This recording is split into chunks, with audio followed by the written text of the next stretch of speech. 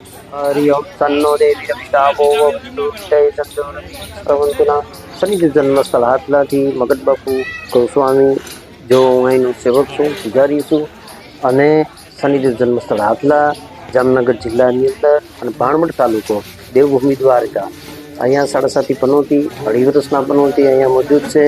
અહીંયા પનોતીનું નિવારણ થાય છે અને આ કોઈ પણ ગ્રહની વિધિ પૂજા કોઈ પણ ગ્રહથી તમે પીડાતા હોય તો અહીંયા તમારે પનોતીનું નિવારણ પણ થાય છે અને કોઈ પણ ગ્રહની પૂજા પણ થાય છે. બરોબર, તો પધારો. અહીંયા આખા વર્લ્ડની અંદર આ પહેલું મંદિર છે કે જે શનિદેવ અને સાડાસાતી અને અઢી વર્ષના પનોતી અહીંયા મોજૂદ છે. આખા ભારતમાં કોઈ જગ્યાએ નથી. શનિકુંડ આવેલો છે. અહીંયા શનિકુંડની અંદર સ્નાન કરો. બૂટ ચપ્પલ કપડાં તમે જે પહેરતા હોય એ તમારે ત્યાં ઉતારી દેવાના. થાળી લઈ અને પછી વિધિવત તમે પૂજા કરાવો તો અહીંયા તમે નિવારણ પામી શકો છો. બરોબર, બાકી શ્રદ્ધા અને અંધશ્રદ્ધા એક વિષય છે અલગ અલગ.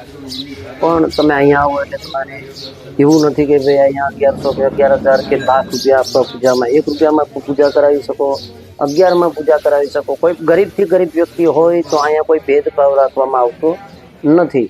અને શનિવાર, મંગળવાર, અમાવસ્યા બહુ ભક્તોની ભીડ હોય છે. તો પધારો. જય શનિદેવ. ઓમ નમો નારાયણ.